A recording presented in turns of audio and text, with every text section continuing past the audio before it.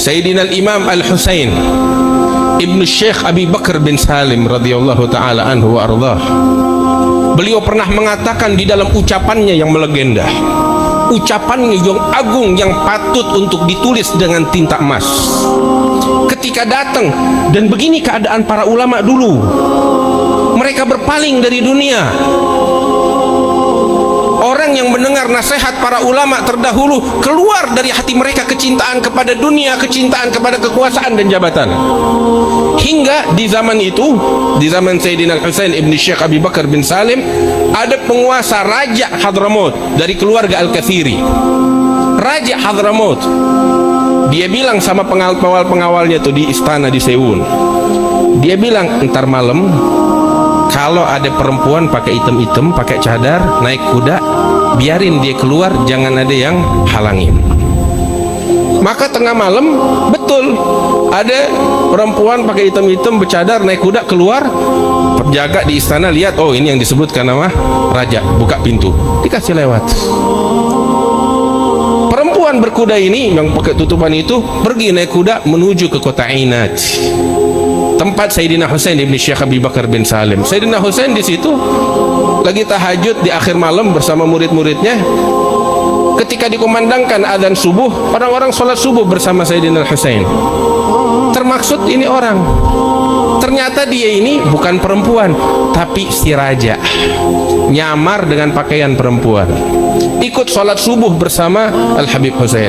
Usai sholat subuh, dia berdiri dan dipeluk Al-Habib Husain ibn Syekh Abi Bakar bin Salim sekencang-kencangnya sambil menangis.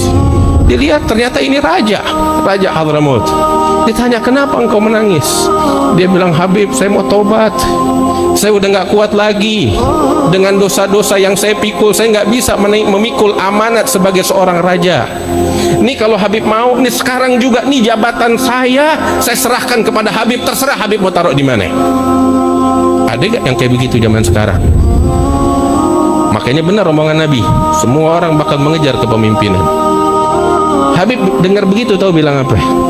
Demi Allah, lau kanat al-imarah tasluh lid-dawab fala narda lihimarana. Demi Allah, beliau katakan, apabila jabatan pantas untuk dipegang oleh binatang, kami enggak rela jabatan dipegang oleh keledai kami, kata Habib Husain. Saking hinanya jabatan tersebut di mata Allah. Dia nangis-nangis. Sampai akhirnya Habib Husain bilang sama dia, ya udah, kalau engkau ingin bertaubat kepada Allah, cari dari misananmu atau saudaramu yang paling takwa, serahkan ini jabatan kepada dia. Dia lakukan itu, dia serahkan. Terus dia datang lagi kepada Habib Husain, Habib, doakan saya minta 3 doa aja. Yang pertama, saya minta Allah ampunin semua dosa-dosa saya yang telah lalu. Yang kedua, saya pengen husnul khatimah. Yang ketiga, saya ingin meninggal dan dikubur, kalau enggak di Mekah atau di Madinah, kalau enggak di Ainat bersama engkau.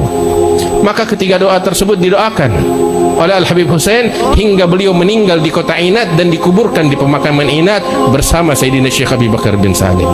Begini keadaan orang-orang sebelum kita, ayuhal ikhwan. Mudah-mudahan kita bisa mengambil pelajaran penting dari ini semua, dan mudah-mudahan kita dijadikan oleh Allah sebagai orang-orang yang cinta kepada akhirah, keluar dari hati kita kecintaan kepada dunia yang memutuskan hubungan kita dari Allah. Ya Rabbal Alamin. Sallallahu ala Sayyidina Muhammad wa alihi wasallam. Alhamdulillahi Rabbil Alamin. Wassalamualaikum warahmatullahi wabarakatuh.